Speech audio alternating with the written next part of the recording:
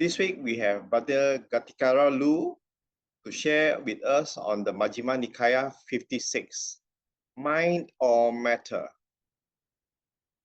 It sounds like a very scientific class today. Let's hear what Brother Loo have to say. Over to you, Brother Loo. Yeah, thank you very much, Brother Terence. Yeah, and a very good morning, brothers and sisters in the Dhamma. I'm indeed very happy this morning, that I'm able to again discuss and share the Dhamma with you. Okay, so before we begin with today's Dhamma sharing and discussion, let us first of all put our palms together in Anjali, and accord, the highest and deepest homage and respect to the Buddha, the Blessed One, whom through his effort and great sacrifice, he has rediscovered the path to liberation, and that, indeed, has enabled us, to practice the true Dhamma, in this, currently. Namo tassa bhagavato arahato samma sambuddhassa. Namo tassa bhagavato arahato samma sambuddhassa. Namo tassa bhagavato arahato samma sambuddhassa. Okay, a very good morning again, brothers and sisters in the Dhamma. Okay, so for today's Dhamma sharing, I've actually selected a sutta from the Majjhima Nikāya, which is actually the middle length discourses, of the Buddha, from the Pali Canon. And this Majjhima Nikāya 56, actually, of course, I've actually placed the title there, as Mind or Matter. But if you refer to the suttas, MN56, actually, it is actually in respect of a sutta, that actually records, a very interesting and also thought-provoking discussion between the Blessed One and this householder by the name of Upāli. So actually, this sutta, is entitled Upāli. Actually, Upāli is actually a householder, but he was actually a believer of the Naganta Nataputta. He was actually a lay disciple of this external teacher, by the name of Niganta Nataputta. And of course, we have seen that this, despite having after more than 2,500 years after the Buddha has passed into Paranibbana, actually the followers and disciples of this Niganta Nataputta, actually still very much exist in India currently, and they are known by the Jains. So this teaching of this Jainism actually has dated all the way back, during the Buddha's time, even more than 25 centuries ago. And this sutta, of course, is very interesting. Between the Buddha and and this lay disciple by the name of Upāli. Okay, so before I actually delve, into this sutta, this MN56, before I actually start the discussion, perhaps I could actually start off, by asking a question, and maybe that could actually be a food for thought for everyone, right?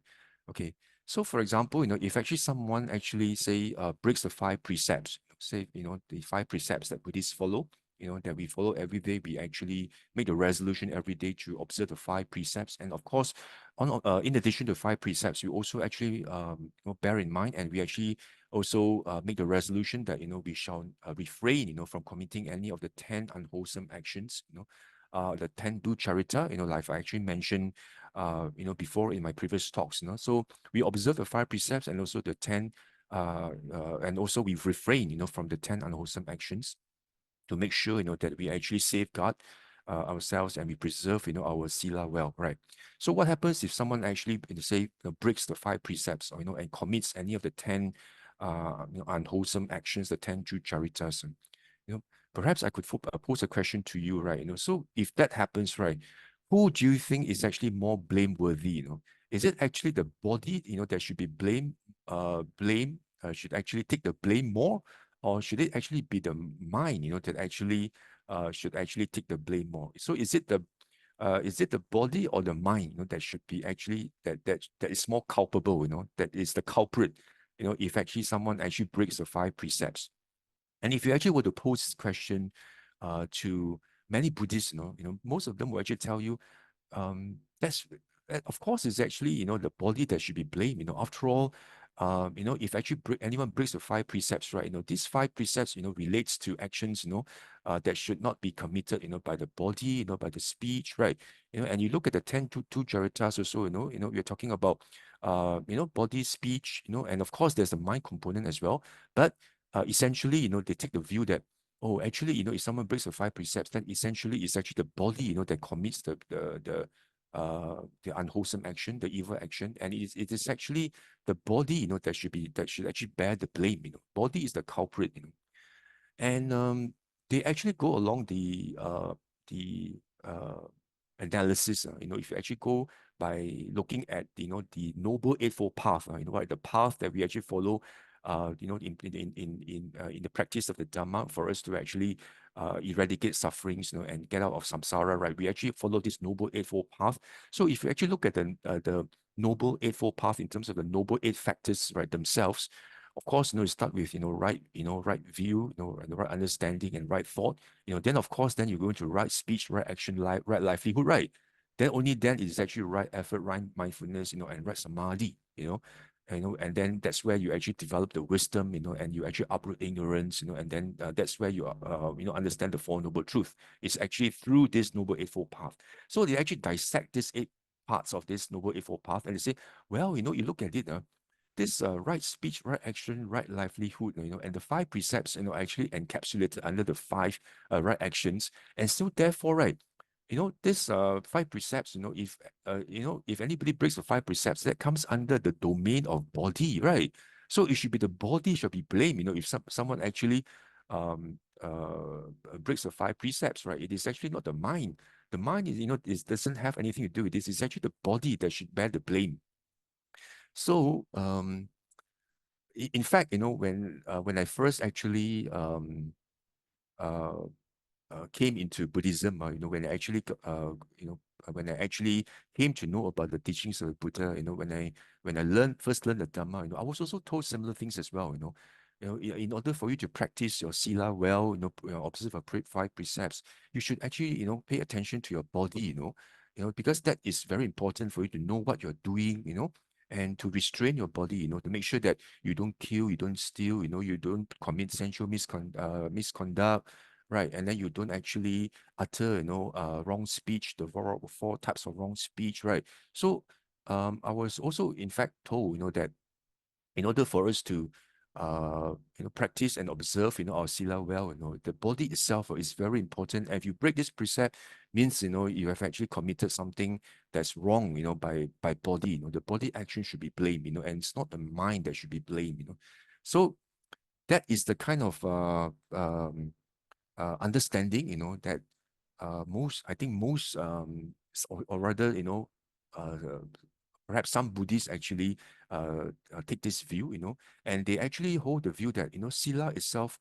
is actually quite distinct, and different, from say bhavana, mental development, because sila itself is separate. It's like sila, samadhi, panya, and also sila itself is the foundation. You observe your bodily actions well. Only then, you build up the cornerstone, the foundation, for you to then practice into proceed to develop your samadhi and panya, So they actually hold the view that observing sila is just basically making sure that you restrain and you safeguard, and you actually have, restraint over your body, So and that's different, from bhavana or mental cultivation, or meditation, because they hold the view that if you actually want to have a good rebirth, then just observe your sila is well enough. Just look after your body, So the mind is a separate thing, and you should just you should cultivate bhavana or mental cultivation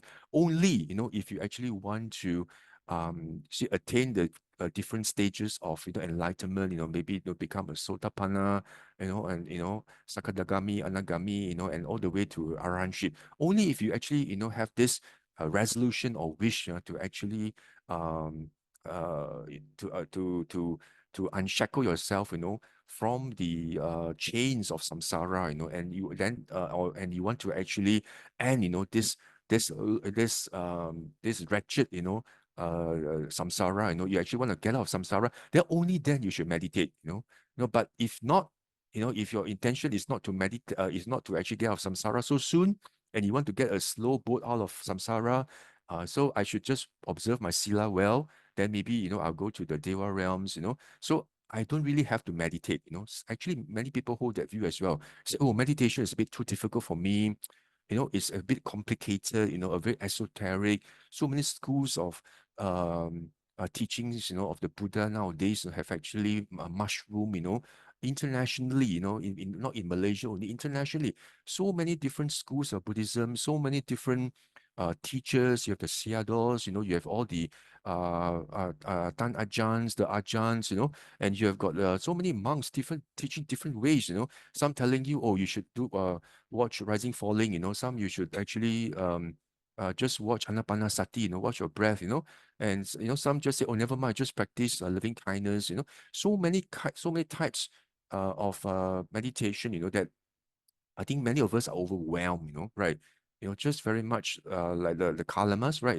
Everybody is a bit perplexed, So who should I actually follow? So many of them hold the view that, maybe I should just put off this meditation, maybe to my next life, when the conditions are right, when I meet the next Buddha, maybe, in the Himalaya area, I am reborn as a Dewa, I have a chance to come down and meet the Buddha, and then, and hear from the Buddha, firsthand, instead of through so many, channels, that maybe, the message has actually, somehow change, or evolve, like very much like the game we play, right?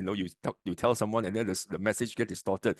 So I should just go to maybe make the resolution. I should just be born in the Himalaya and I see the next Buddha, and then here, over there, I listen to the Buddha's discourse, and who knows, I might just become a stream enterer as a Dewa, instead, and maybe for now, I just practice my sila, just observe my 5 precepts, and and avoid the two charita, but I don't want to actually practice meditation. It's actually a bit beyond me right now. It's a bit too complicated. I don't think I have the right merits, to actually meditate. I mean, let me just KIV and put on the back burner first, while I actually do more of sila and dana, do more good deeds, observe my sila, but I don't want to cultivate my mind because it's simply not required. That's the message I got when I first actually studied, got to know about Dhamma. I say, oh, it's not important. It's you just do your dana sila, just like what Janusoni Sutta says. If you observe your sutta, your sila well, and you do dana, and you be reborn, um, in the celestial realms, as a deva, So the question now is this actually is this actually the correct teaching of the Buddha, as taught by the Blessed One? That's why I thought, this MN56 itself captures this essence very well. And so I thought of sharing with you, So I actually put the title there, Mind or Matter. Of course, it's not a science, it's not a science discussion or in physics or what, It's actually mind or matter. Mind, of course, refers to our mind. Matter here refers to what? The body or the speech, right? I mean, I actually encompass, the body and speech under the body, but of course the mind or matter, matter itself encompasses the body and the speech, right? So that's why I put mind or matter, So is it mind or matter? Say for example, if we break the precept, is it just the body itself that has been negligent, or is there more to it? That's why I hope to be able to maybe also have this discussion and also explore what the Buddha actually taught, even in terms of of actions, when we actually commit any evil action or unwholesome action, who is more blameworthy? Is it our body that's more blameworthy, or is it the mind that's more blameworthy? That's why, is it the mind or matter, right? So that's the context I'm actually looking at here.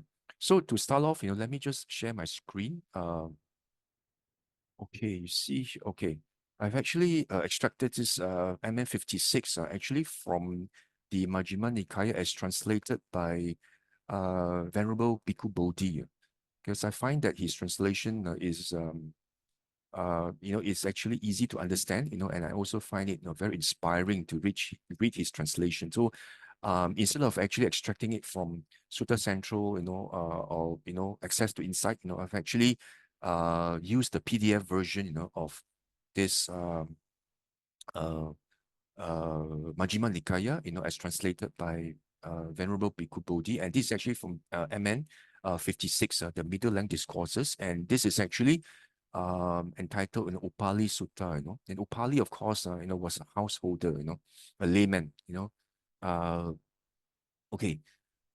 So let us explore this question in respect of, say, committing, an unwholesome or evil action, right? So who is more blameworthy? It is the mind, or is it the body and speech, or the matter, So let us just go through this MN56 to, is actually on this Upali. And Upali, of course, was a follower of the Niganta of Nataputta, So, of course, the sutta starts off by saying, thus have I heard on one occasion, that at the time the Blessed One was actually living in Nalanda, and in Pavarika's mango grove. And then on the occasion, right, the head of this Nigantas by the name of Niganta Nataputta, he was actually the head, of this teaching, the Nigantas. He was actually the head. So his name was Niganta Nataputta.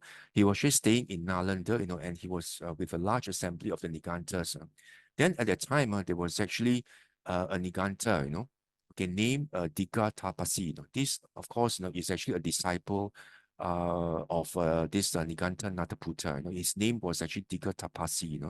And this disciple, of course, he was actually wandering for alms in Nalanda, and he had returned from his alms round, after his meal. After he actually went for his alms round, and after he had eaten, he actually went to the mango grove to see the Buddha, the Blessed One. And of course, at the mango grove, as usual, all of these these external ascetics, they will exchange greetings with the Buddha, and they will have this courteous, and amiable talk, between, the Buddha, and this external ascetics, So after all these were over, right, then this Tapasi, then he actually stood aside, after he spoke to the Blessed One, then of course he stood aside.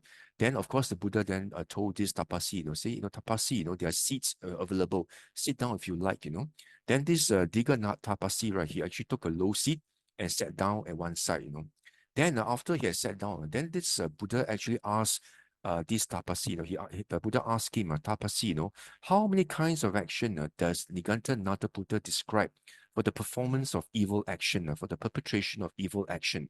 So the Buddha actually asked this Tapasi, this disciple of the Niganta Nataputta, that exactly as actually what does your teacher teach? When somebody actually commits, right, an unwholesome or evil action, how many kinds of actions, that your teacher teach that actually results, in this evil action, Then of course this Tapasi says, oh friend Gautama, Then this Niganta Nataputta, my teacher, is not accustomed to use the description action. This Niganta doesn't use the word action, but instead he uses the description rod. Then the Buddha says, okay, then Tapasi, how many kinds of rod does Niganta Nataputta describe for the performance of evil action, for the perpetration of evil action?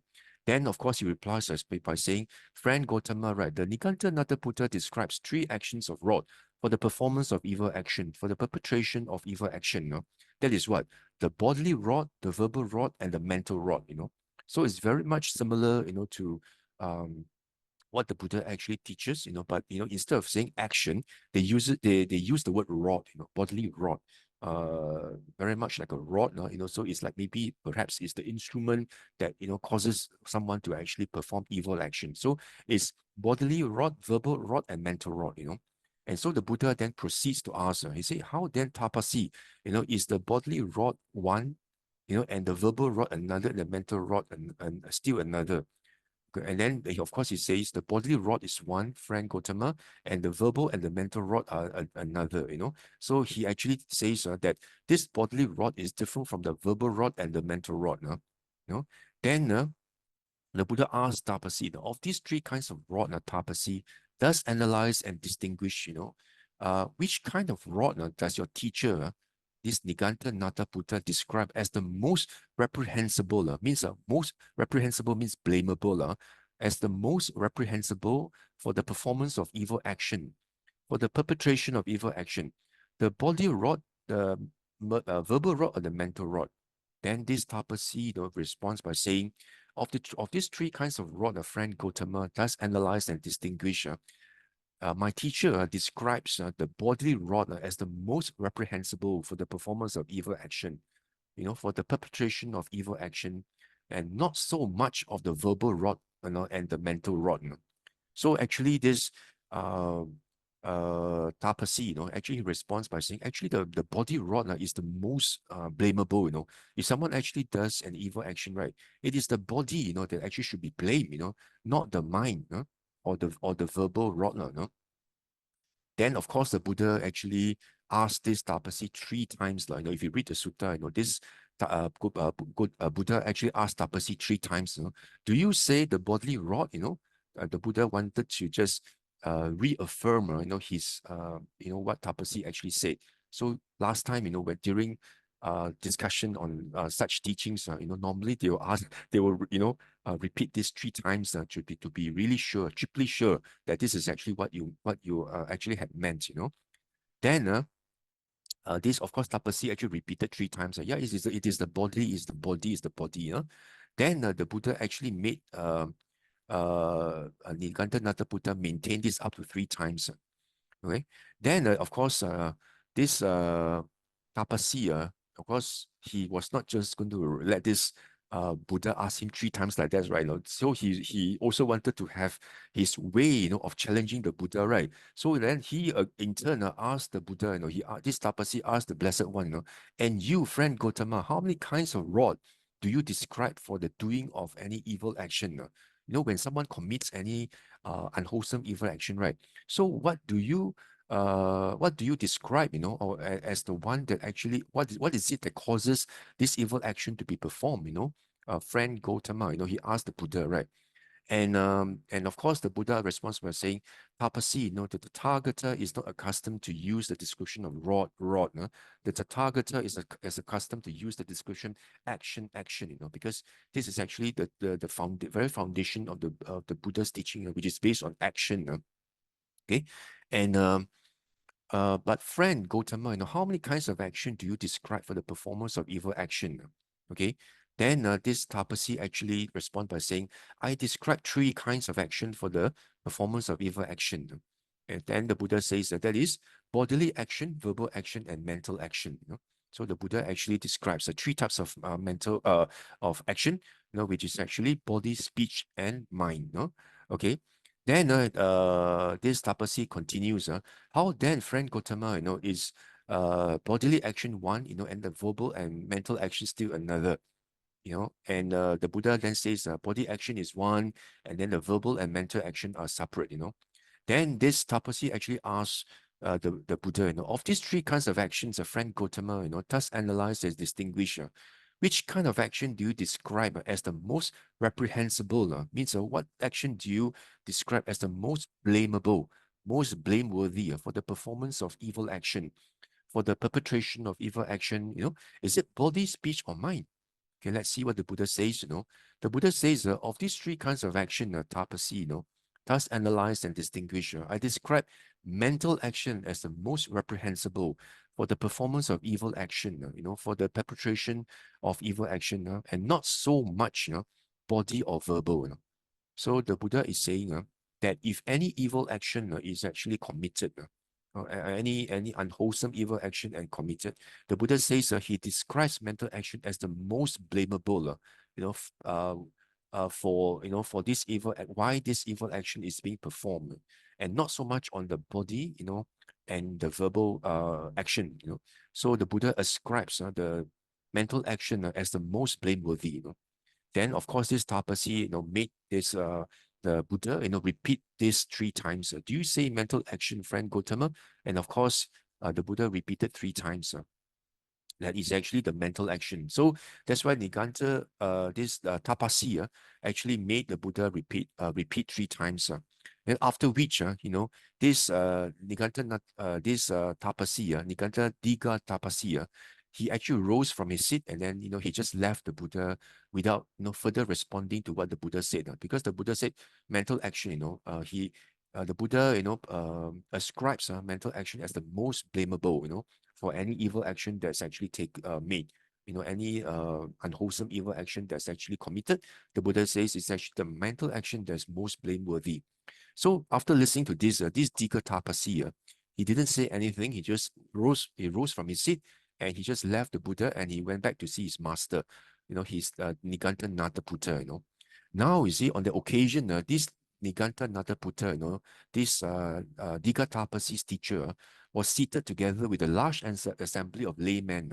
These laymen, of course, were followers, of the Niganta Nataputta.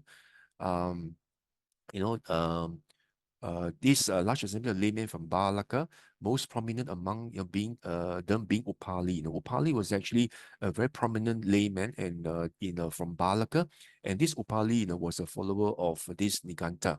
Okay, so then Niganta Nataputta, right, saw this Dika Tapasi coming from a distance. So he asked his disciple, where are you coming from? In the middle of the day, Tapasi, where did you just come from? Then of course this Tapasi responded by saying, oh, I just came back from the presence of this recluse Gotama, Bante, Venerable Sir. Then did you have some conversation with this recluse Gotama, Tapasi? Then this Tapasi said, yes, I had some conversation with this recluse Gotama, and what was your conversation with him, Tapasi? Then this Tapasi actually then repeated and related the entire conversation with the Buddha, the Blessed One. So when this was said, this Niganta Nataputta, his teacher, right, told this Tapasi, it's a good Tapasi, you have answered the Gotama, like a well-taught disciple who understands my teaching rightly, Then this Niganta said, right, what does the trivial mental rod count for in comparison with the gross bodily rod? See, I mean, what is this mental thing? They're so trivial, compared to the gross bodily rod. This body is so big and this is the very body that actually commits the crime, right? That commits the evil action. So if the evil action is committed, of course it's the body that should be blamed and not the mental. The mental rod is just very trivial, very insignificant. Very trivial means very insignificant. On the contrary, the body rod is the most reprehensible for the performance of evil action. So this Niganta is saying actually is the body, it's not the mind, it's not the mind is nothing, it's just very trivial, for the perpetration of evil action, and not so much on verbal rod, and the mental rod, no? So this his teacher, this Niganta, was actually saying, yeah, you actually answer him very well, very good, excellent. You answer him well. It should be the body, not the mind, So when this was said, the householder Upali said to this Niganta, the head of this teaching, the teacher, this Upali actually told Niganta, he said, good, venerable sir, on the part of Dika Tapasi, then this Upali also praised Dika Tapasi, the venerable Tapasi has answered the recluse Gotama like a well-taught disciple who understands his teacher dispensation correctly, because this Upali that is then saying, what does this trivial mental rod, compare, with the gross bodily rod, On the contrary, the bodily rod is the most reprehensible for the performance of the evil action, for the perpetration of evil action. Okay? So, see, on the contrary, okay. See, so don't he? So now he's saying that actually this mental rod, it doesn't count for anything. It is a bodily rod that actually is the reason why evil actions are committed. Right? It's not the man, it's not the mind. So, he actually tells this Niganta, now, Venerable Sir, this Upali says, I shall go and refute, the recluse Gotama doctrine on the basis of this statement. So this Upali, this householder, who was a follower of the Niganta, right? He said, okay, I'll go and refute the Gotama, this recluse Gotama, If the recluse Gotama maintains before me what Venerable Dika Tapasi made him maintain, just as a strong man might seize a long-haired ram by the hair and drag him drag him to and fro and round about. In so I shall in debate I shall drag the recluse Gotama to and drag him fro and drag him around about.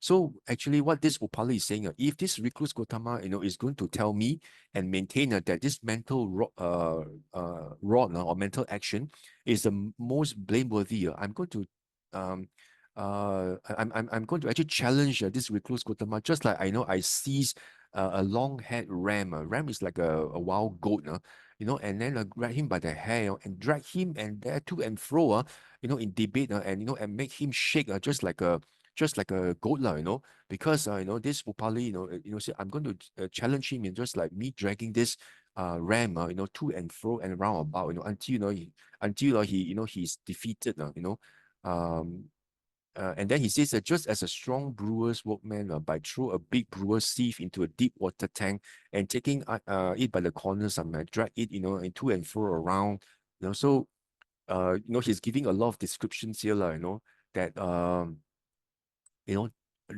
know, he's very confident, that if I go and challenge challenge the Buddha, I'm going to actually defeat the Buddha, just like he says, he just like a 60-year-old elephant might plunge into a deep pond and enjoy playing the game of ham washing. So I shall enjoy playing the game of ham washing with the recluse Gautama, just like a 60-year-old elephant jump into a deep pond, and wash his ears, I mean, ham washing is like washing his ears, you know. So I shall enjoy, playing and defeating the Buddha, just like an elephant going into the pond and enjoy, washing their ears, That means he will enjoy defeating, and challenge the Buddha until the Buddha becomes speechless, and that he couldn't actually answer this Upali, that he will enjoy this, just like the elephant will enjoy washing his ears in the pond, So how how how proud, and how confident this Upali was. And he said, I shall go and refute the recluse Gautama on the basis of this statement. Then this teacher, of course, this Niganta Nataputta said, yes, go ahead, householder, go and refute the recluse Gautama doctrine on the basis of the statement. For either I shall refute, or Tapasi or you, So when this was said, this Tapasi said to his teacher Niganta, he said, Venerable Sir, Bante, I do not think it's a good idea, that householders should try to refute this recluse Gautama's doctrine. For the recluse Gautama is a magician. He knows a converting magic by which he converts disciples of other sectarians. Because this Diga Tapasi, he has heard a lot of stories, where disbelieving Brahmins, and other external ascetics, when they went to challenge the Buddha, and in the end, after challenging, instead of challenging the Buddha, they themselves became, followers of the Buddha, and some even, had gone forth and become, monks, under the under the Sangha, so then he heard a lot of these stories about the Buddha, and many of them say that this the Buddha was a magician, and he has some sort of spell that he's able to recite some gatha, then he's able to sort of like put you in a trance or mesmerize you, then you become, becomes, a follower of the teachings of the Buddha, So then he told the teacher, he said, I don't think it's a good idea we should let this Upali go, because Upali, was a very important and influential person, from this Balaka, right, and he was actually the leading layman, in the teachings of this Nikanta, So if you let him go, what if suddenly he then converts and become, a disciple of the Buddha, then it's not advisable, Then for the second and third time, this Niganta, this Dika Tapasi actually advised his teacher, said, Bhante, I don't think it's a good idea, you know. So, and he said, this Gautama is a magician, and he knows how to convert people, he has heard so many stories about this, non-believers, in the end, they became either monks, or they actually, or they actually became, laymen, and lay disciples, for life, under the Buddha, and of course, this Niganta responded by saying, it's impossible, Tapasi, it cannot happen, that the householder Upali, should go over, to discipleship under the recluse Gautama, he said, oh, no, don't worry, this, I have every confidence in Upali, Upali was really my firm believer, my firm follower, he will never become a disciple under this recluse Gautama, but it is possible that this recluse Gautama might become a disciple under Upali. He's saying that the Buddha, it's possible that the Buddha might become a disciple under Upali. Instead of Upali becoming a disciple under the Buddha, might become a disciple of Upali. So then he said, "Go, householder, refute, and the recluse Gotama's doctrine. For either I shall refute or Tapasi or yourself. Then after 3 times, this Tapasi advised, then the teacher didn't listen. Then this Upali then responded by saying, "Yes, venerable sir." Then he rose from his seat. After paying homage to the Niganta, keeping on the right, he left to go to see the Buddha. In this Pavarika's mango grove. So this Upali, right? After since he actually wanted to challenge the Buddha himself, and the teacher, gave him, the extra boost, right, by telling him, yes, you should go, the Buddha might become your disciple, so you should go, and challenge the Buddha, until he's becomes speechless, and you can, drag him like a ram by the hair and drag him to and fro and around, and enjoy yourself, defeating him like the elephant washing his ears in the pond. Such um, words coming from them, wow, like they are very confident, that what the Buddha said was wrong. What mind? Everything is the body, nothing to do with the mind. And there, after paying homage to the Blessed One, of course, this Upali, right, he paid homage to the Blessed One. Then he sat down at one side, and asked the Buddha, Bante, Venerable Sir, did the Niganta Diga Tapasi come here? Did this Diga Tapasi come here? Then, of course, the Buddha says, yes, Diga Tapasi came here in the householder. And then he said, did you have some conversation with him? Then this Buddha said, yes, I had some conversation with him, householder, And what was your conversation with him, Venerable Sir? Then the Buddha actually related to the conversation between Upali, and related to Upali, his conversation with Tapasi, So when this was said, this householder Upali said to the Blessed One, he said, good, on the part of Tapasi, the Niganta Diga Tapasi, has answered the Blessed One like a well-taught disciple who understands his teachings dispensation rightly. Then this Upali said, what does the trivial mental rod count for in comparison with the gross bodily rod?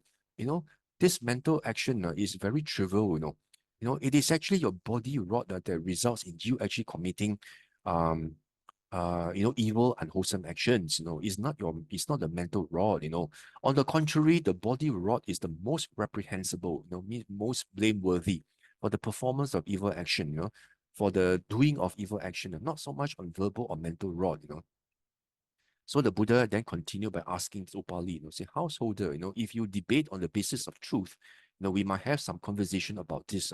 So the Buddha is actually, in a way, he said, okay, if you want to actually debate based on truth, we can have some conversation. So the Buddha is now, in a way, like throwing the challenge, onto the floor already, and he's actually the Buddha actually then say, okay, if you want to discuss about this, now we can have a discussion on this based on truth. Then this Upali said, okay, I will debate on the basis of truth, Venerable Sir. So let us have some conversations with this. Okay, so the Buddha starts off by asking this Upali, say, what do you think, householder? Here some Niganta might be afflicted, suffering and gravely ill. Say, for example, there's some Nigantas, he was very ill, and he actually needed treatment by cold water, okay, but under the teachings of the Nigantas or the Jains, they are actually not allowed to use cold water, and they're only allowed to use hot water. I'm not sure exactly what this is. Perhaps my guess is the hot water, maybe in hot water, right? Maybe there are no living beings, living organisms in hot water, because they would have been like killed, in hot water. So if you drink hot water, it's permissible, means you're not killing, by swallowing the living beings or the small living organisms into your body, right? You're not harming them, But if you use cold water could contain, living organisms, right? Maybe some form of bacteria or what, I don't know, So that's why this Buddha knows their teaching. So the Buddha says, what if this Niganta, right, the follower of Niganta, he actually needed cold water, okay, but the cold water is not allowed, and he can only use hot water, and they actually keep the vow, uh, bodily and verbally that they shall not use hot water, because of this, he does not get cold water, he might die, Okay, so now as householder, where would the Niganta Nataputta describe his rebirth? When this person dies, right? He actually he had this attachment for hot water. His mind is clinging into hot water. So this Upali says, Venerable Sir, there are gods called the mind bound. He would be reborn there. Why is that? Because when he died, he was still bound by attachment in the mind. You see, the mind is actually attached to the hot water, So that's why he was reborn, among the mind-bound gods. So then this Buddha actually asked Upali, householder, pay attention how you reply. What you said before does not agree with what you said afterwards, nor what you said afterwards agree what you said before. Yet you made this statement, I'll debate on the basis of truth, Venerable Sir. So let us have some conversation about this. See, then although the Buddha already made him answer, and he contradicted himself, because he said that the body rod is the most blameworthy, for any evil action, right? So the Buddha actually asked him, so if somebody is actually attached to hot water, and doesn't have cold water, because of this attachment by mind, and therefore, this person is actually reborn, in the mind-bound gods, So he already contradicted himself by actually saying, actually, it's the mental rod that is actually most blameworthy, for any any unwholesome, attachment or evil action, right? So Venerable Sir, although the Blessed One has spoken thus, yet he still is insisting, the bodily rod is the most reprehensible for the doing of evil action. He is still very stubborn, he doesn't say, okay, doesn't matter. Even though you ask, you have asked, one example, right, about how this mental rod or mental action itself, is the cause, for attachment that results in this mind-bound gods. Yet you say it's actually the body rod. Okay. And then the Buddha then continues, what do you think, householder? Here some Niganta might be restrained with 4 checks, curbed by all curbs, clamped by all curbs, cleansed by all curbs, and claimed by all curbs. Yet when going forth and returning, he brings about the destruction of many small living beings. So actually these Nigantas, right, so they actually have these 4 checks, they they they actually use some brooms or some sort of brooms and they try to actually sweep the floor as and when they move around, so that they don't want to kill any small living beings, you know so by yet by going forth and returning, he sometimes he might actually bring about destruction of small living beings, what result does Niganta Putta describe for him, so this Tapasi responds by saying, Venerable Sir, the Niganta Nataputta does not describe what is not willed as generally reprehensible, So what he's saying here, his teacher does not describe what is not willed as greatly reprehensible. Means as long as you do not intend, there's no intention, there's no will in your mind, to kill the living beings, then it is not blameworthy, Then the Buddha says, what if one wills it, householder? Then this Upali says, then it is greatly reprehensible, Venerable Sir, And under which of the 3 rods does the Niganta describe willing, Means which rod does intention come under, Then this Tapasi says, under the mental rod, Venerable Sir, Then this Buddha says, householder, pay attention how you reply. What you said before does not agree with what you said afterwards, nor does what you said afterwards agree what you said before. Yet you made the statement, I will debate on the basis of truth, So, uh, so then he actually continues by saying, Venerable Sir, although the Blessed One has spoken thus, yet the bodily rod is still the most reprehensible, Even though the Buddha has already raise the second example, in terms of, if someone actually kills, living beings, by walking to and fro, say you go on a journey and then you step on ants and you step on some small creatures, without knowing, and so the Buddha asked this Tapasi, so is it wrong? Is it actually reprehensible, blameworthy if someone kills the living beings who are walking along the path, So then this Tapasi says, well, it depends on whether you have intention to kill or not, right? So if you have intention to kill, then it's blameworthy. If there's no intention involved, then it's not blameworthy. And he himself actually admitted that intention falls under the mental rod. So it's very clear the mental rod itself is actually the cause, for the evil action to be committed, right? So the Buddha already made him see, that this mental rod is actually the most blameworthy, right? Out of this, even more than the mental or verbal rod, So, but he still maintains that actually the body rod is actually the most blameworthy. It's the one that causes evil action to be made. See, and then okay, two examples have already been raised, yet he's very stubborn, right? So the Buddha continues now. What do you think, householder, in this town of Nalanda, right? Successful and prosperous, is it populous and crowded with people?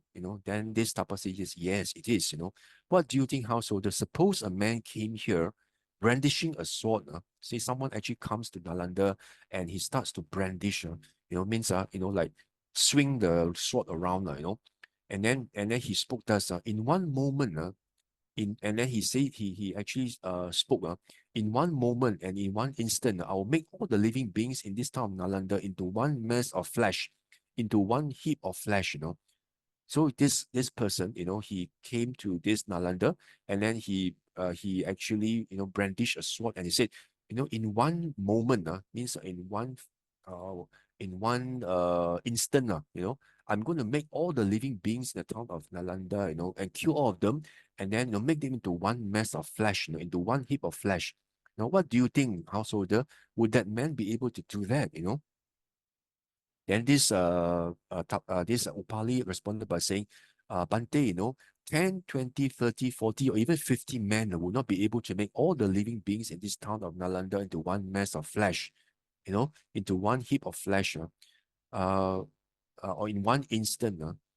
So what does a single trivial man count for, So what this the Upali is saying, even if there were 10, 20, 30, 40, 50 men, who came to Nalanda and started killing everybody, it would not be possible for them to kill everybody and put everybody into one mountain of flesh, in just one instant, right?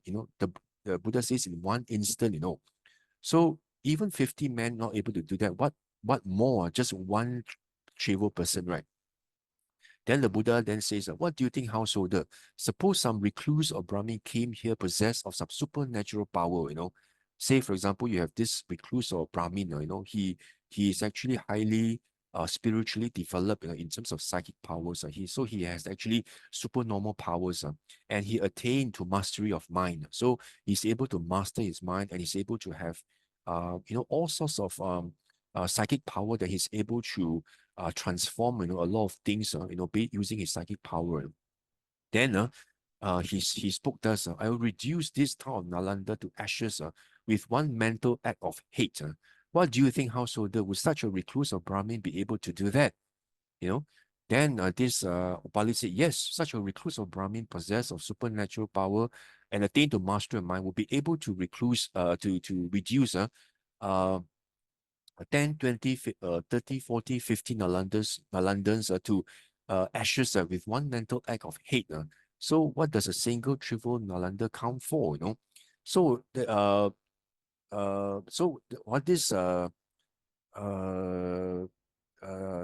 Upali is actually saying is that this Brahmin or this recluse, that actually has super normal power, and he's able to attain this mastery of mind.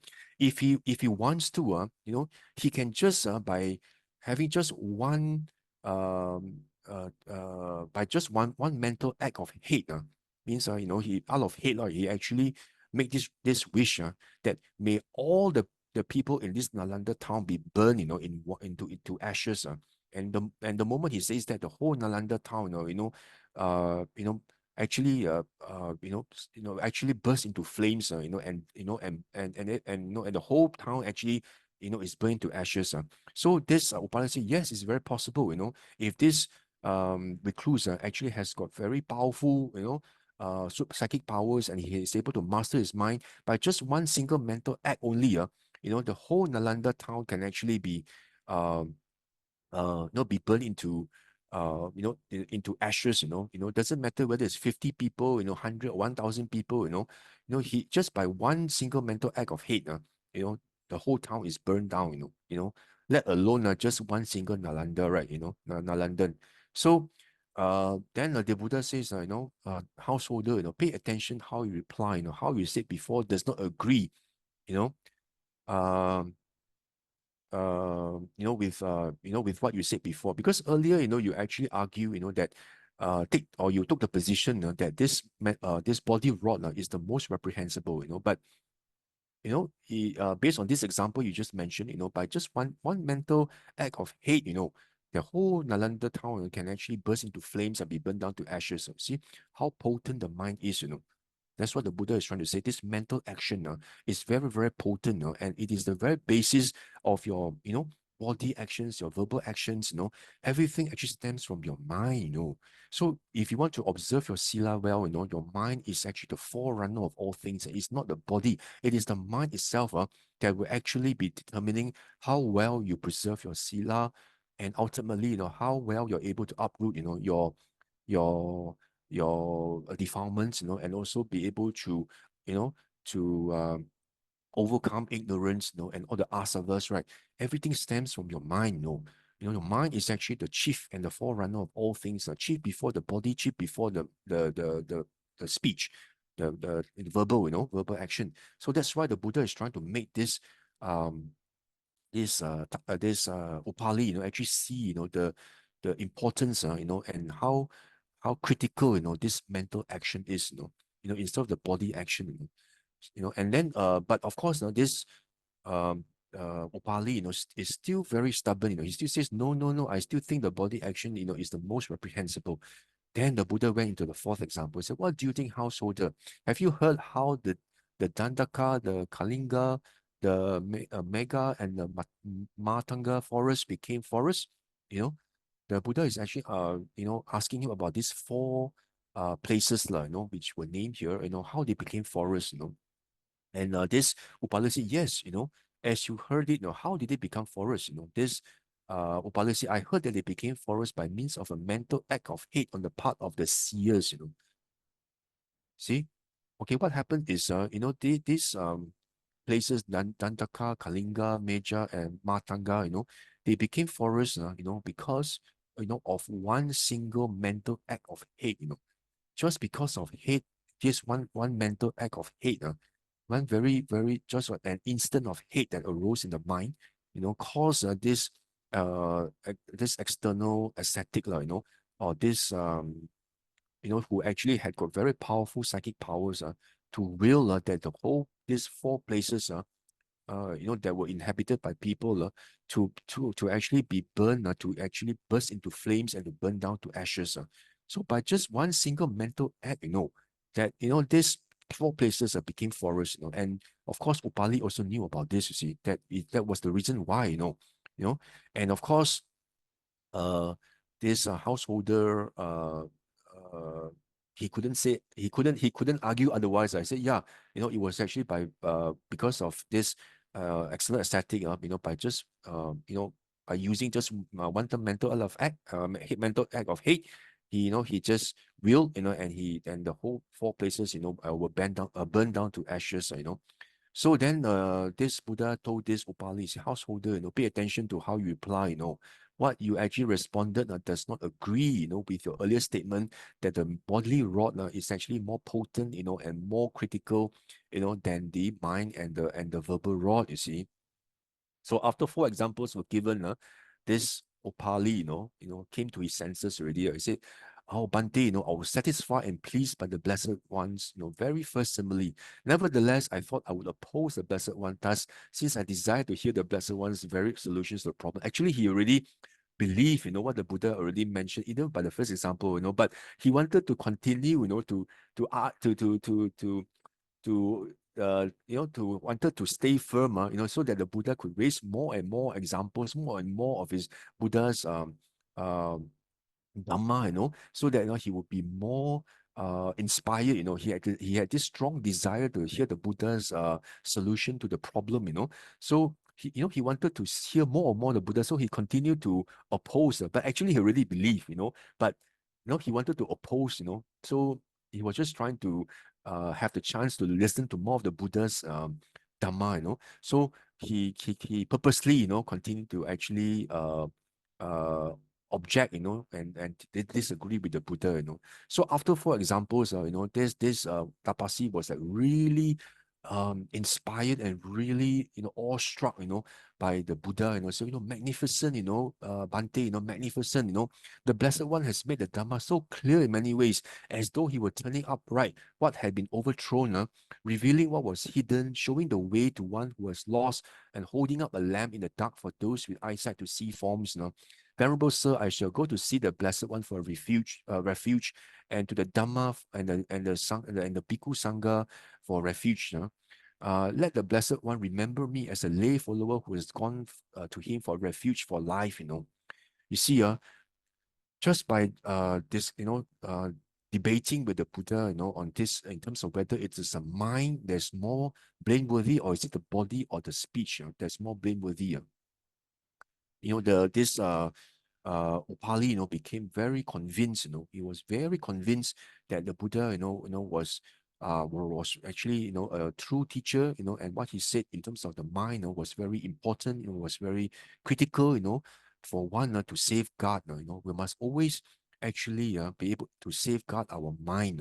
You know, before any action is made, whether by body, by speech, or by mind. You have to guard your mind. Safeguard your mind, and to actually, guard over your mind at all times. And the mind itself is very critical. So the mind action, the mental action, the rod is the most important. And is also the most blameworthy for any evil action, to be made. And likewise, the mind, the mental action is also the most praiseworthy for any wholesome actions to be taken, right? It is actually the mind. You will yourself to do good and bad deeds. So that's why the mind, it is the forerunner of all things. It actually precedes your body, your speech. So the mind itself is very important. So the Buddha is trying to make this Upali see, how important it is to actually guard, and always have, and guard your mental action very carefully. For this is the one that will cause one to commit all sorts of actions, whether wholesome or unwholesome. So, of course, after listening to this Dhamma, then this Upali became very inspired by the Buddha. He said, oh, I'm convinced that the mind, the mental action is the one that is the most important, that we should actually guard, at all times. And he said, okay, and he actually declare, his confidence, in the Buddha. He said, let me become the disciple of the Buddha, a lay follower of the Buddha for refuge for life. Then Buddha, see what the Buddha responded. The Buddha says, investigate thoroughly, householder. It is good for such well-known people like you to investigate thoroughly. So because Upali was a very well-known person, in the town of Balaka. So the Buddha says, yes, you are convinced, but the Buddha is asking him to investigate, investigate, Ehipasiko, to investigate thoroughly, before you just easily believe what I say. You investigate. Then this Upali told the Buddha, Bhante, I'm even more satisfied and pleased with the Blessed One for telling me that. For the other sectarians, for example, for other teachings or other teachers, on acquiring me as their disciple, will carry a banner all over Nalanda, announcing, the householder Upali has come to discipleship under us.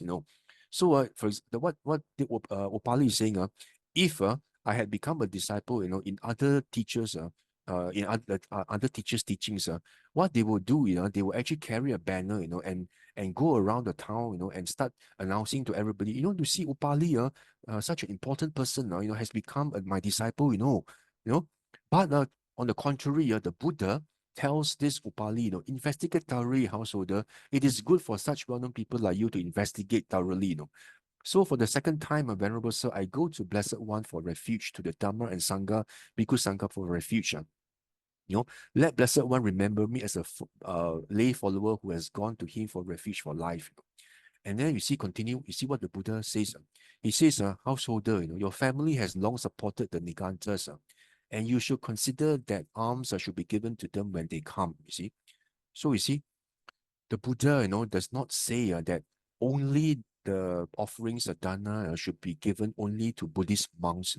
See, the sutta shows very clearly in MN56, the Buddha tells this Upali, you say, even though you actually, become confident in me, you actually, become a follower of me, but you have long supported the Nigantas, so you should continue giving alms to Nigantas, when they come, you should not stop, you see. Alms should not be given to just the Buddhist monks, but you should actually provide alms to Nigantas as well, because they are also spiritual speakers, seekers as well, and they actually seek the truth, and they teach, they have you have been following them for a long time, so you should not stop alms, on the basis, on the reason, just on the account of, you believing in the teaching by the Buddha. You should not actually stop alms to be given to the Nigantas. And then this Upali said, Bhante, I'm even more satisfied and pleased with the Blessed One for telling me that, Venerable Sir. I've heard, that Recluse Gotama says this. People have actually told Upali, that this Buddha says this. This is what other people told Upali, that what the Buddha says. He was told that the Buddha says, gift should be given only to me. Gifts should not be given to others. Gifts should be given only to my disciples. Gifts should not be given to others' disciples. Only what is given to me is very fruitful, not what is given to others. Only what is given to my disciple is very fruitful, not what is given to others' disciples. But on the contrary, the Blessed One encourages me to give gifts to Nigantas. Anyway, we shall know the time for that, Venerable Sir. For the third time, Venerable Sir, I shall go to the Blessed One for refuge, to the Dhamma, to the Sangha of Bhikkhus. Let the Blessed One remember me as a lay follower who has gone to him for refuge for life. Then you see what happens. See, after this Upali, became very confident in the Buddha, through his Sabanyutta Yana, his actually his psychic power, he was able to know that this Upali was actually right, to receive the teachings of the Buddha further, So the Buddha gave this householder Upali, this progressive instruction, the graduated discourses of the Buddha. Remember, like what I said before, that was given to lay people. That the Buddha actually talked about, firstly about dana, about sila, giving, virtue, talk on the heavens. If you give a lot of dana and sila, you observe your sila well, then you go to the heavens, you reborn as a deva. Then the Buddha says, then the Buddha also explained the danger and degradation, defilement, essential pleasure, like all these sensual pleasures are fleeting, they are actually empty, just like a dog, biting at bones, it's like, remember the sutta, it's like a dog keep on gnawing at the bone, but there's no flesh. The more you bite, the more you want to have more pleasure, the more it actually escapes you, because it's actually not something that's actually substantive or everlasting. There's actually nothing substantive to it, but you just keep on chasing after this sensual pleasure more and more, just like a dog biting, gnawing at the bone.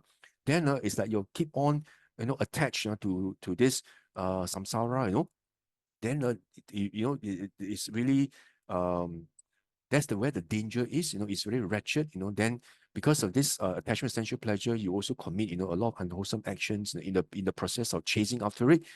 Then that's where you also end up going back to the woeful plains. So that's why the Buddha says the danger, the degradation. Is actually anatta. There's non-self to it. There's nothing permanent to it. Everything is arises through causes and conditions dependently arisen. That's why this sensual pleasure, we are actually being blinded as though there is a permanent to this sensual pleasure, but there's nothing.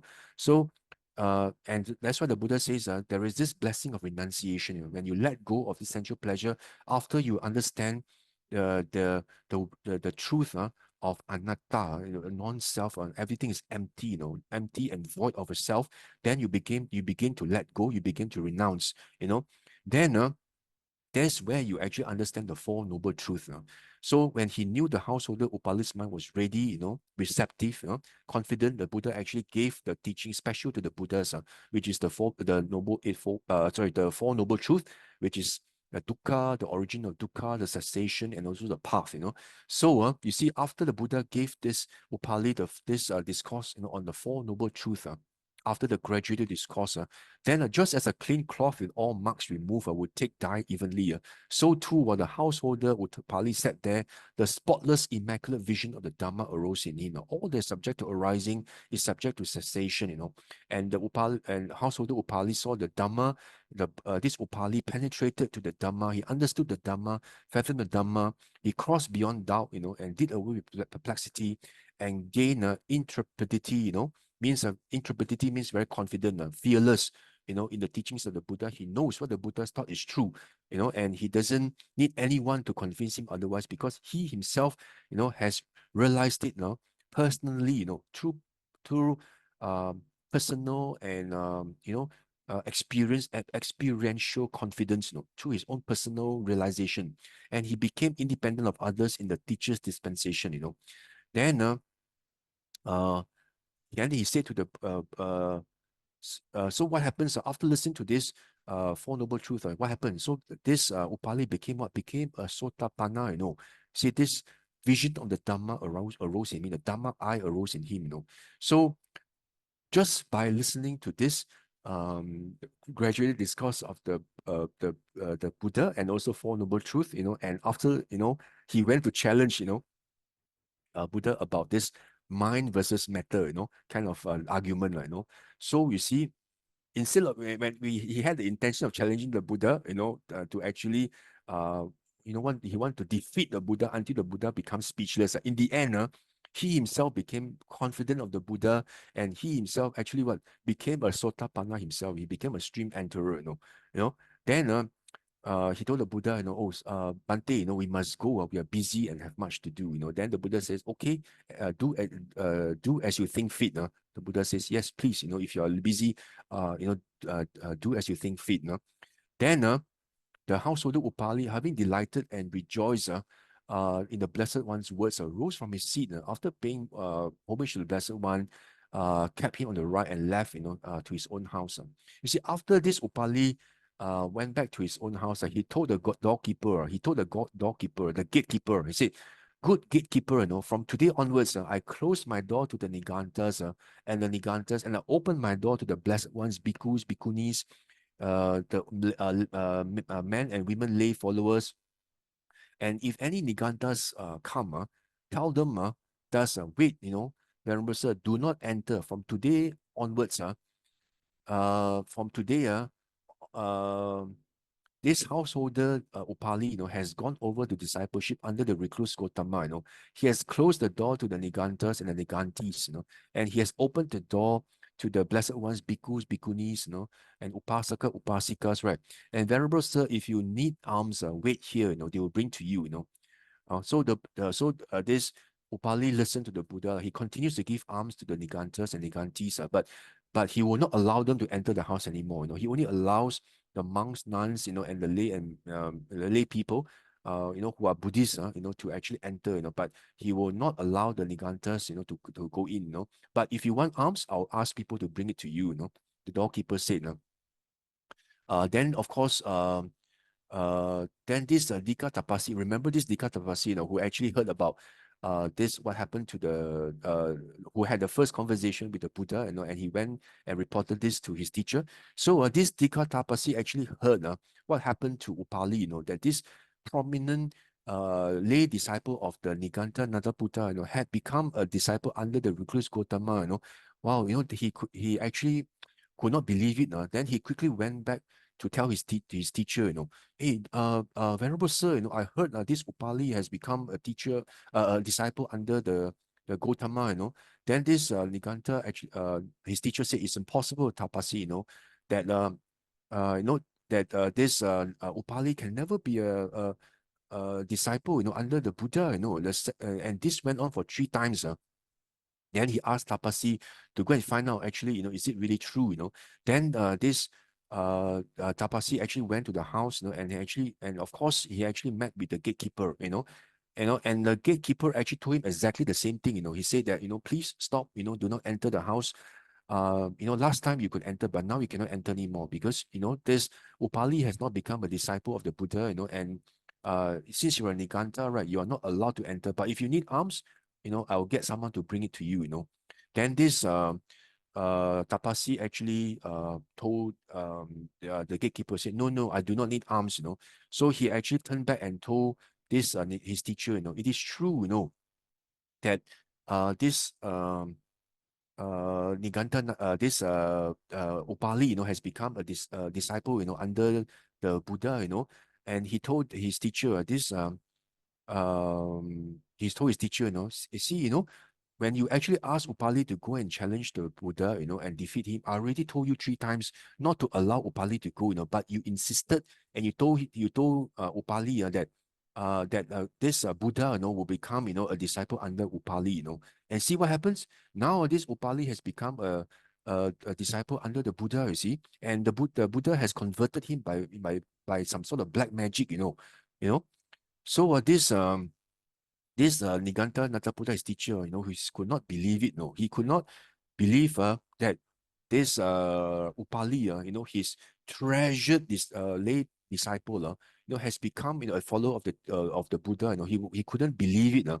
So he himself, went to see Upali.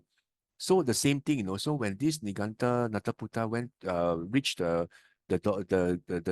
house, Upali's house, the gatekeeper actually stopped him instantly, right? He said, "You are a Niganta, you're not allowed to enter, Only the Buddhist monks and nuns, and lay people are allowed to enter, But if you want alms, I can bring it to you, Then this Nigantas already cannot tahan anymore already. And then he said, gatekeeper, go to this householder Upali and tell him that this your teacher Niganta Nataputta is standing at the outer gate with a large assembly of Nigantas, and he wants to see you.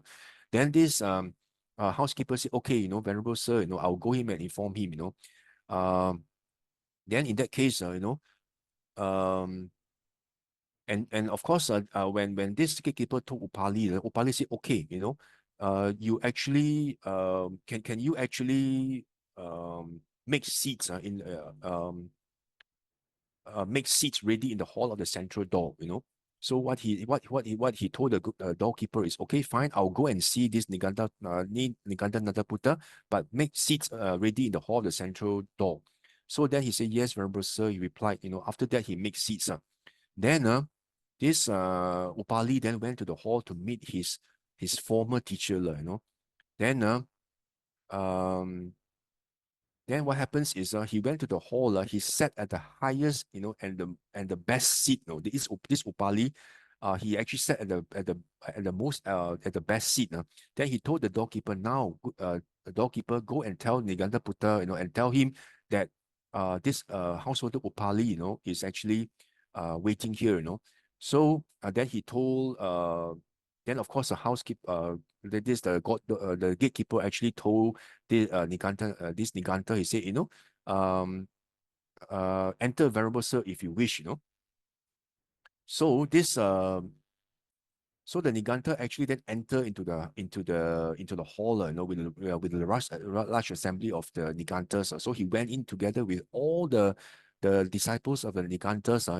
They actually thronged the hall of the central door because they want to see exactly what happened to this Upali. He used to be my most treasured disciple. How suddenly now he became under the Buddha. Now, still what happened is previously when the householder Upali saw Niganta Nataputta, he used to go out and meet him, dust off the highest seat, and you offer the best seat to his teacher, the Niganta Nataputta, But now, this Upali actually seated himself on the highest and the best seat, and he told Niganta Putta, he told his teacher, his ex-teacher, there are seats, sit if you wish, He asked his former teacher to sit at the lower seat while he was sitting at the highest seat. Last time, he actually used to offer the highest seat to the teacher, but now he asked the higher seat, he asked the teacher to sit at the lower seat. So when this was said, this Niganta Putta told the what Niganta Putta actually told the householder. He said, "Householder, you are mad, you know, you are really an imbecile, you are a moron." He said, "Venerable Sir, I shall refute Recluse Gautama's what he said is this Niganta Nataputta told this Upali, you were supposed to actually go and refute the Recluse Gautama, you know, but in the end you came back and then you became so caught up and entangled in his vast of doctrine that you became a disciple of the Buddha yourself, you know. Okay, and then and of course this you have been converted, you know, and of course this Upali then went on, you know, to actually praise you know, the Buddha's teaching. Auspicious is the converting magic, you know, Venerable Sir. Good is the converting magic, you know. You know, if my beloved kinsmen and relatives would be converted by this conversion, it would lead to welfare and happiness. So he was like singing praises, you know, you know, to what the Buddha had actually taught. So actually, I will not actually go through this. It's actually quite a long sutta here. I will just give you the essence of this. Okay, what happened is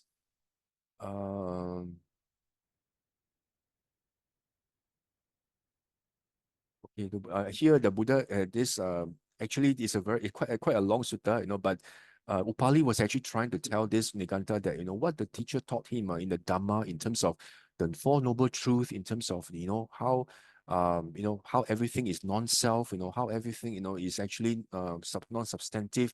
He was able to penetrate the Dhamma, you know, so that was the most excellent teaching that he had ever understood. That now he has actually gained the experiential confidence, you know, in the Buddha's teaching, you know, that he knows for sure what the Buddha taught is actually correct, you know, that he has become a stream enterer, you know, that he becomes like he has got this intrepidity, you know, that he does not depend on any other teachers anymore. He knows what the Buddha teacher is taught is actually correct, and he doesn't need to like go around asking, you know, is this correct? Is this correct? You know, so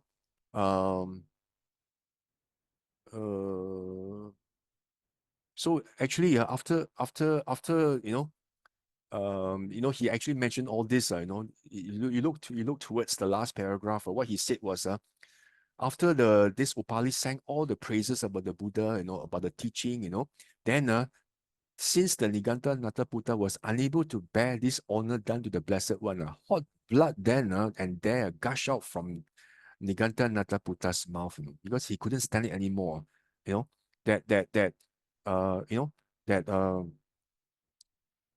you know that this Upali, you know, had actually you know, become, you know, a disciple, you know, of the Buddha, you know, even though he was actually supposed to go to refute, but actually you know, he actually became um the disciple of the Buddha, you see. So as you can see from here, you know, this sutta itself, MN56, is a very interesting sutta. If you read it now, it's very, very interesting, you know.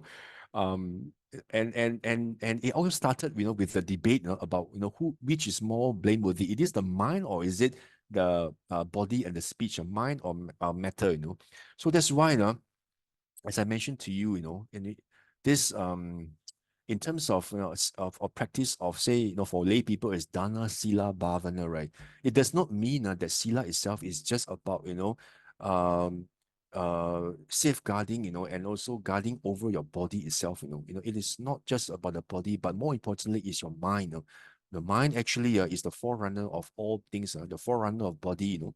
Before you even decide to do any action, you know, in terms of your intention that arises, you know, say for example, you know, you come into contact with a sense object, and you actually have an intention to do something unwholesome that will break your 5 precepts. You are supposed to apply, you know, you have to actually be mindful, you know, of the mental action that arises, the intention itself. That's why, you know, in AN 3.105, you know, in this sutta, you know, on this peak of this Kutta Sutta, the peak of the roof, the Buddha already mentioned that the mind is the forerunner. You know, if the mind is unprotected, bodily actions are unprotected, verbal actions are also unprotected. You know, and mental actions are also unprotected, you know. And because of this, your bodily actions, your body, verbal and mental actions become soiled and soggy, you know, and unwholesome. And one who actually has uh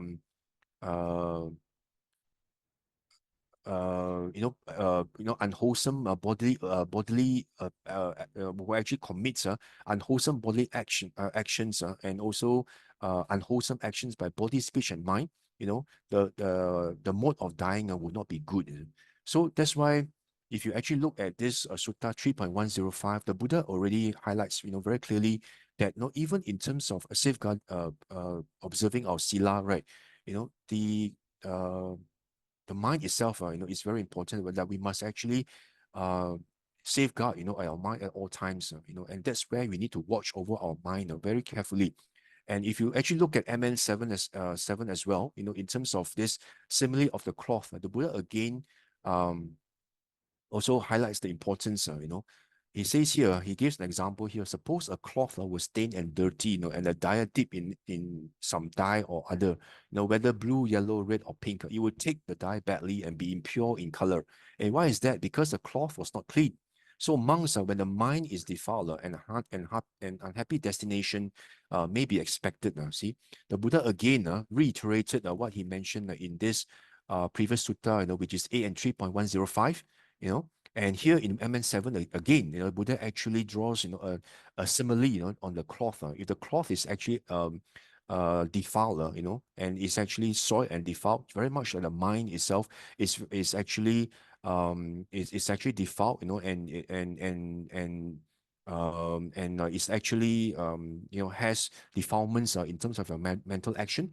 The Buddha says, you know, then you know, then the mind itself will be defiled, you know, and the future destination will be an unhappy destination, you know, very much like the this AN 3.105 in terms of the roof as well, you know. So, but in MN7, the Buddha actually drew a simile in terms of the cloth itself. The cloth is soiled, just like if your mind is soiled, and if you actually don't actually watch over your mind carefully, you know, then that's where, you know, defilements will actually seep into your mind, and that's where you know, you don't actually become mindful of your mental actions, of your intentions. You know, that's where, you know, you actually commit evil actions, and that's where, you know, your sila, you know, is also compromised. You know?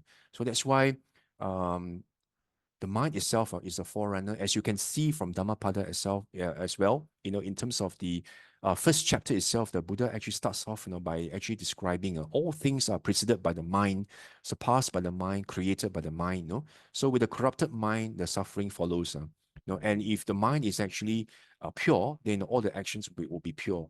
So as I mentioned to you, um, this observing the sila itself is not just about, you know, watching over your body, you know, but most importantly, you know, you must actually watch over your mind. You know, as what I mentioned, watching the mind is actually something that's very, very critical.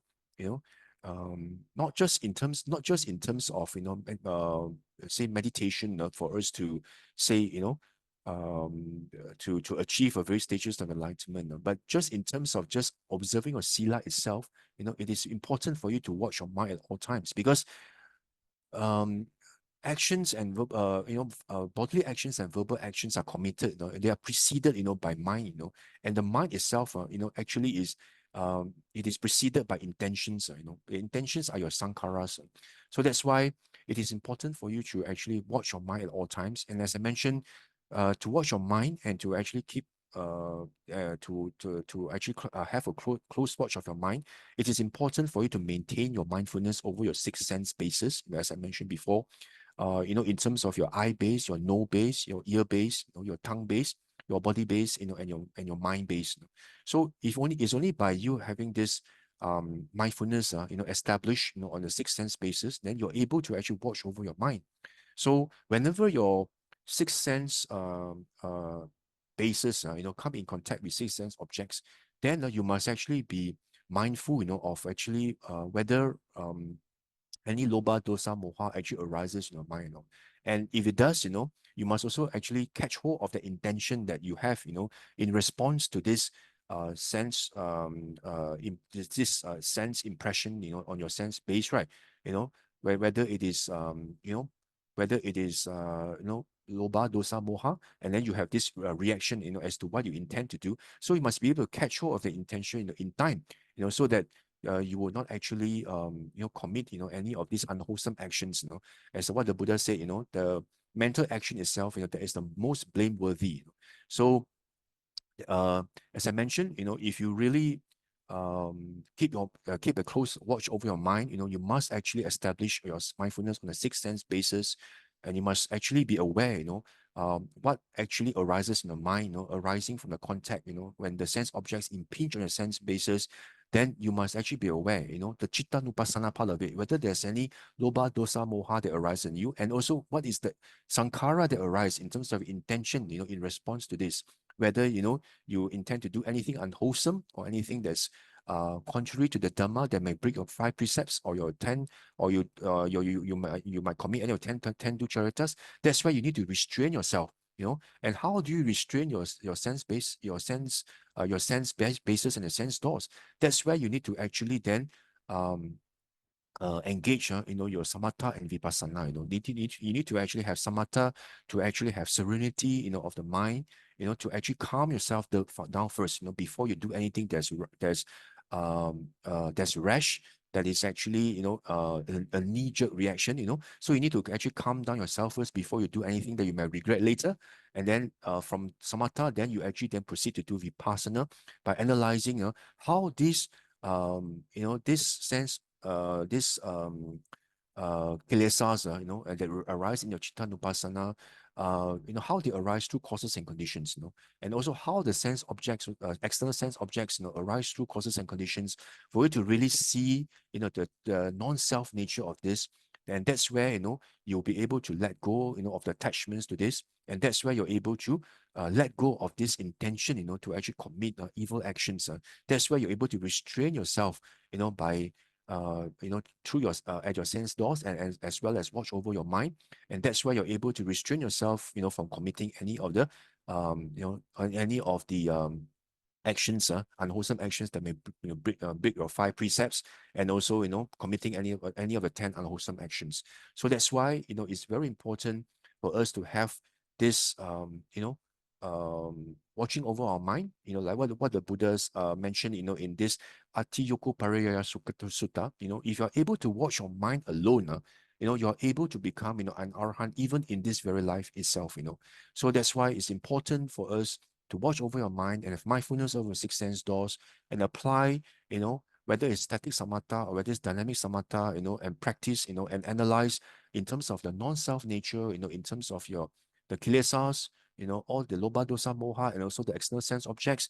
That's where you're able to let go slowly, and able to restrain yourself better.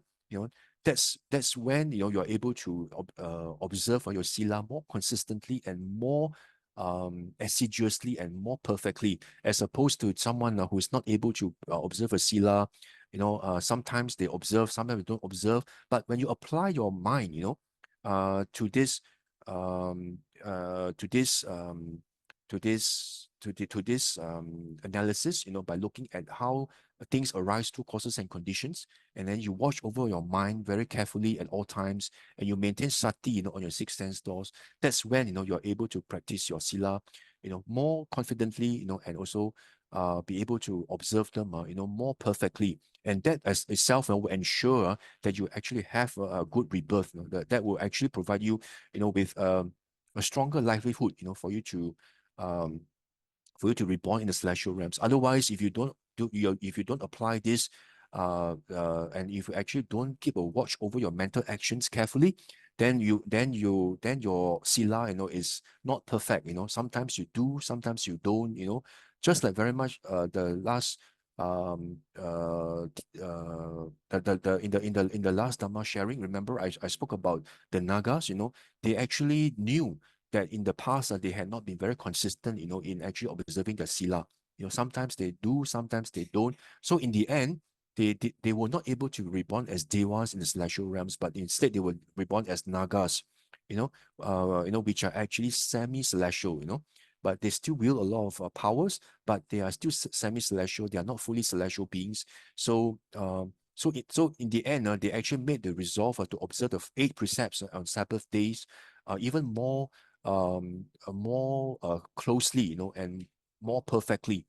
So in order for you to observe your sila, more perfectly, I will urge and encourage you, all of you, to actually, um, keep watch, over your mind constantly, watch over your mind, what happens to your mind, and also anchor yourself, your mindfulness on a sixth sense basis every day, as you go about, you do your daily work, see how your mind reacts to this sixth sense basis, whether there's any greed, whether there's any hatred, whether there's any delusion that arises in you.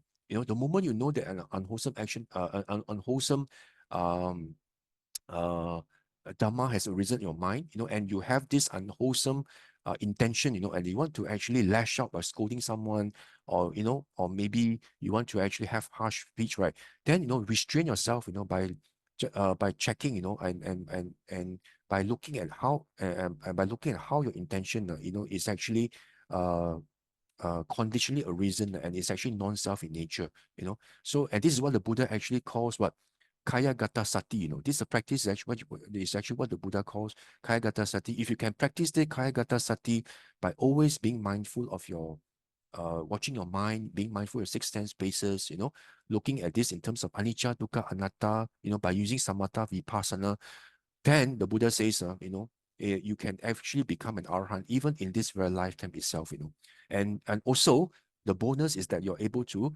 observe your sila, very perfectly, because you're able to catch hold of every single intention that comes into your mind. So that's why, observing your sila is not just about the body, but it all boils down to your intention, to the sankhara that arise in your mind whenever it comes into any external object, just like what the Buddha already mentioned, in this SN56 itself, it is actually the mental action that is the most blameworthy for any evil action, So I shall leave it on this note, and I hope that, you as you actually practice your sila well, in your practice of dana, sila, bhavana, do take note of this MN56, and make the effort, to actually make your sila perfect, that, you'll be the prime candidate, for a rebirth in the celestial realms as a dewa, and on top of that, as you continue with this Kaya Gata Sati, slowly, you might, be even become a Sotapanna, and, and even reach arahantship, in this very life itself, if not, perhaps, in the next life to come, So I will urge of you to take note of this MN56, and be mindful, as you practice your sila. Thank you very much. Thank you very much, Brother Ghatikara Loo, for today's sharing. Now, with those merits that we have accrued so far, let's dedicate those merits to all beings, whether they are seen or unseen. Akasata Chabummata Devanaga Mahitika Punyang Tamanamoditva Chiram Akantu Lokasasanang Ettawata Amhehi Sampadang Punya Sampadang Sabbe Dewa Sabbe Bhutta Sabbe Satta Anumodantu Sabba Sampati Siddhya Idang me nyati nang hotu sukita hontu nyatayo.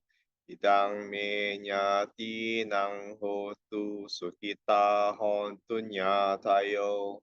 Idang me nyati nang hotu sukita hontu nyatayo. And aspirations.